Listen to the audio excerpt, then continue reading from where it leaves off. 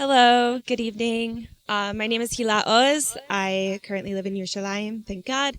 I made Aliyah about 2 years ago. I've been living in Israel for 4 years, and as Joshua Wander just said, I just came back from a trip with him to America to speak to Jewish communities there about the importance of making Aliyah. I am currently a college student. I'm getting my master's at Bar Ilan, and my Aliyah benefits are helping subsidize that degree. I also work for an organization called Thrive Study Abroad, where we set up study abroad programs for college students, who most of whom are from American college campuses, that they should come to Israeli universities for their study abroad. Basically, the founder, Rabbi Isaacs, found that in order to have a real lasting connection with the land of Israel, you would have to spend 4 or 5 months here. And a great way to do that for people my age is to do a study abroad semester. So I work with helping bring people here. Obviously, since the war started, that's been a little bit difficult. So we have a pledge campaign, which for anyone watching who is high school or college age who wants to maybe do study abroad in Israel, you can go to ipledgeforisrael.org, take a 5-second pledge, and we will help set you up with the perfect English-speaking Israeli college program for you. Obviously, we have all seen what is going on American college campuses and college campuses around the world in the past few months. Universities are not safe for Jews, and that's not just physically. Ideologically, they are not safe for Jews. They are teaching their students poison, and in turn, their students are practicing what they have been preached about. This generation has unfortunately been fed this anti-Semitic vitriol of we need to become revolutionaries against the enemy, and the enemy is always the Jew, because the Jew is always the scapegoat. I see my friends in America, and I am shocked that they have not run over here. But to be honest, I've been shocked that they haven't been running for a very long time. Not in that they should be running away, but that they should be running too. I've always felt very, very strongly about Israel my whole life. My parents are Israeli. I've been coming here since I was a baby. And this is it for the Jewish people. And if you know the story, if you know the goals and the collective responsibility of the Jewish people, you know we have to be here. When I came back from America, which maybe I'll give a little story or two from my time in America. When I came back, I remember I was reading in Rabbi Sacks's Parsha book, Covenant and Conversation on Bamidbar. I remember he pointed out that Datan and Aviram called Egypt a land of flowing with milk and honey. And I remember reading this and just feeling, after seeing these religious Jewish communities in America, I was crying, because truer words had not been spoken about how diaspora Jews view their situation. The place that is enslaving you, the place that takes your babies from you and sticks them into walls if you did not build enough bricks, the place that has destroyed your family, that has taken every freedom and liberty from you, is the land flowing with milk and honey? That sacred holy name that was given to Eretz Yisrael? We were at an event called Kosher Palooza in New Jersey, which is a fully kosher food festival. And I was shocked. I mean, Josh Wander can tell you I was like crying on the car ride home, because I was so shocked at how disconnected the Jewish community was. I remember super Haredi, Yeshivish, Hasidish people. I was asking, have you ever thought about making Aliyah? And so quickly they said, no. How can you be a Torah Jew and never think, it doesn't even cross your mind to live in Eretz Yisrael? There was a couple, I remember, they said, we're waiting for Mashiach. To which I responded, Mashiach is waiting for you.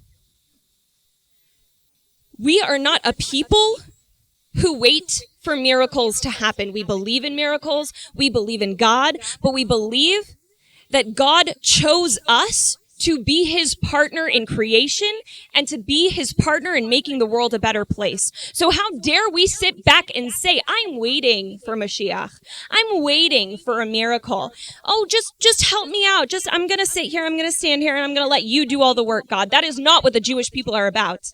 In Megillat Esther, one of my favorite parts of the entire Tanakh, Mordechai says to Esther, if you shall be silent at this time, relief and deliverance will come to the Jews through another path. Don't worry, God has got us. Mashiach is coming, the temple will be rebuilt, we will get out of exile.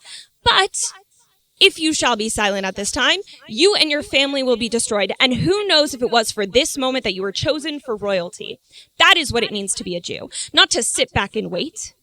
Not to sit back and let someone else do the work, but to say, what can I do to help this effort? I see what's going on in America. My hometown, I don't like saying hometown, but the place I was raised, let's call it, Los Angeles, just a couple days ago, saw a pogrom. Jews being beat up in the streets of Pico Robertson. Pro-Palestinian, pro-Hamas protesters protesting a synagogue. We all look back at Germany, at Poland, at Europe in the 1930s and say, how could they have not seen the signs? If that was me, I would have left. And then we see the same signs happening. People literally saying, it's like 1930s Germany up in here. And saying, but it's going to be fine. This is different. It's different this time. I know the last 5 million times this has happened to the Jewish people. It has ended the exact same way, but this time's different. It's not. It's not.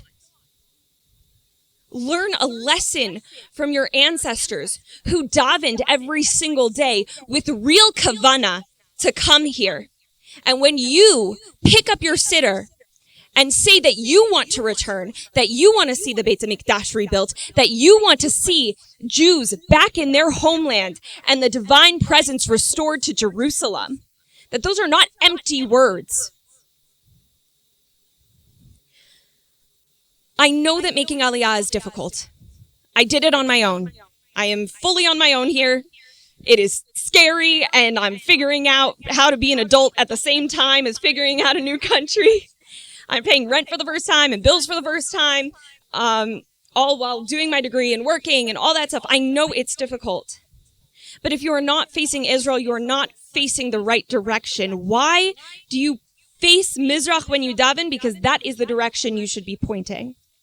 And so to all of those out there who may be looking at this live stream or watching it after the fact, if you are in college, if you are in high school, do not spend a single penny at these Hamas-loving, Qatar-funded hotbeds of terrorism America likes to call its universities.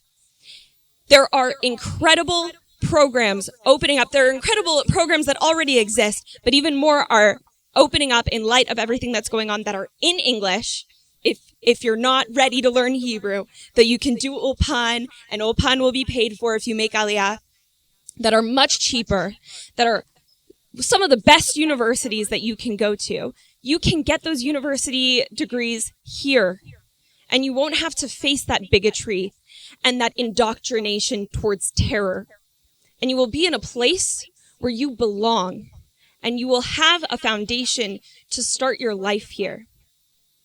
So I hope that anyone out there who is thinking about coming to university in Israel goes to the Nefesh B'Nefesh websites, looks up the universities here in Israel, or goes to thrivestudyabroad.org or ipledgeforisrael.org, where if you take our pledge, we will set you up with the best program for you, whether that's just for a semester or for your entire degree.